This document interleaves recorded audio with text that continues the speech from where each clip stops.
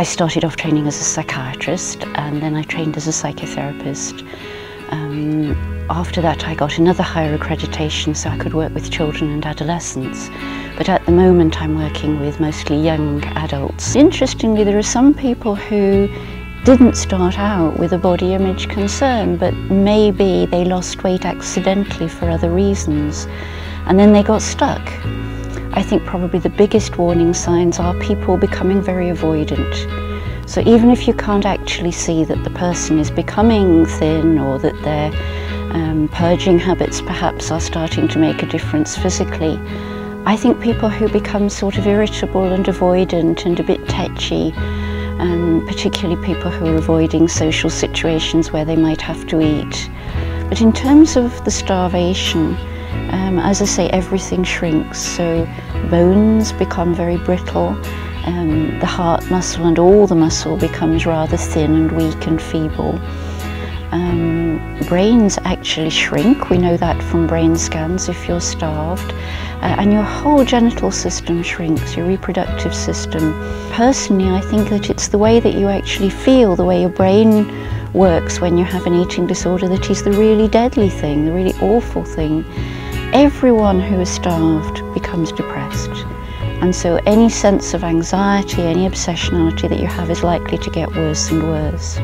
If you get somebody, even if they're not an expert in eating disorders themselves, somebody who will know where to refer you, and somebody who can perhaps do a few tests to look after your health with you, that's really good. Probably helps if you've already got a GP you know a little bit about and you know that you click with them.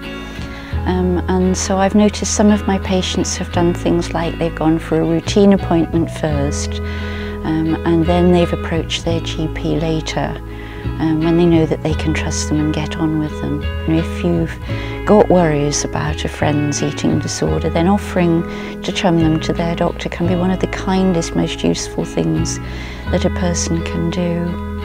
One unlikely source of good advice is Oprah Winfrey. She said you really have to appreciate your body. You have to feel very grateful for what it can do. And I think that's important, not to treat it like it's a status symbol or it's like some kind of new toy that you can throw on the scrap heap, and think about all the things that we need our bodies for. They're a tool for living with, and they're not just something to be stared at and admired. It's probably the best investment, including even university, that anybody could make in their life, beating an eating disorder. It will teach you so much, but be patient, because it takes everybody a long, long time to fully recover. And some people say they don't believe in full recoveries because it takes so long, but I do believe in full recovery. I have seen it.